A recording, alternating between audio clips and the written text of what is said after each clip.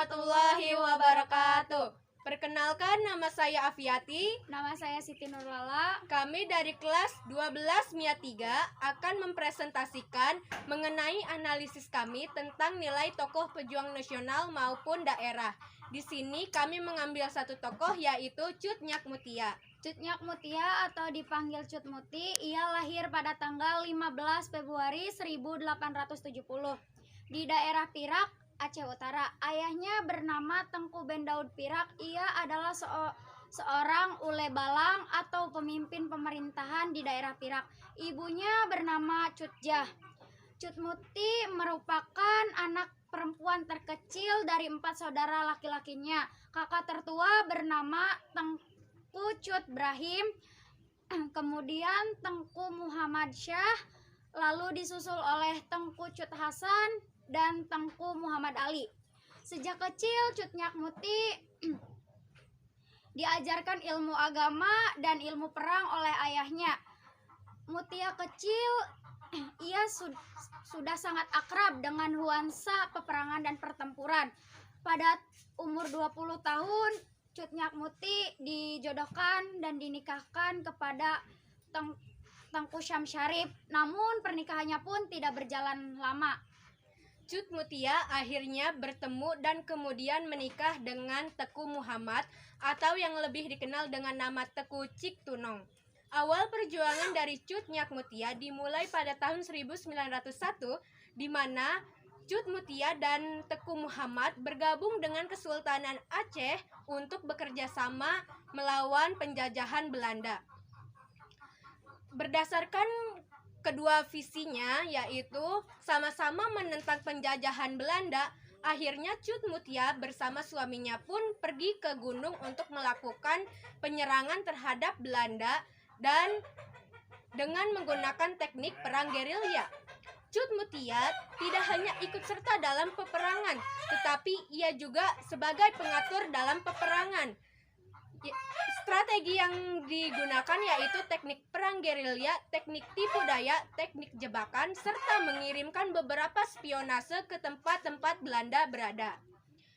Pada bulan Maret 1905, terjadi sebuah peristiwa pembunuhan di wilayah Marandepaya, di mana Teku Muhammad dituduh sebagai dalang dari pembunuhan tersebut. Akhirnya, Teku Muhammad pun ditangkap oleh Belanda dan dijatuhi hukuman mati.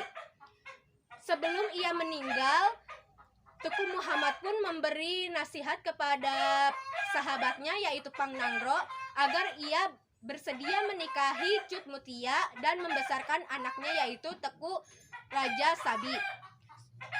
Pang Nangro dan Cut Mutia pun akhirnya kemudian menikah. Setelah mereka menikah, mereka kembali melakukan perjuangan terhadap penjajahan Belanda. Teknik yang digunakan yaitu teknik perang gerilya dan menyerang pos-pos pasukan Belanda.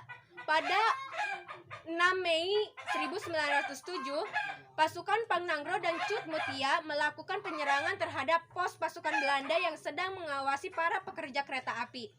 Pada 15 Juni 1907, pasukan Pang Nangro dan Cut Mutia kembali melakukan penyerangan terhadap pos-pos pasukan Belanda yang mengakibatkan pasukan Belanda mengalami kesulitan akibat dari penyerangan yang dibarengi dengan sabotase logistik dan kereta api.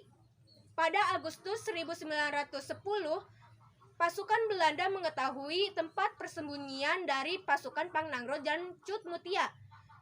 Sebelum penyergapan terjadi, pasukan Pang Nangro dan Cut Mutia pun berhasil berpindah tempat dan melarikan diri. Pada 25 September 1910,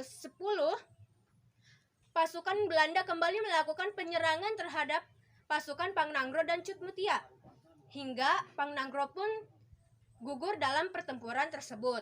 Sepeninggalan dari Pang Nangro, Cut Mutia menjadi pemimpin dari pasukan tersebut.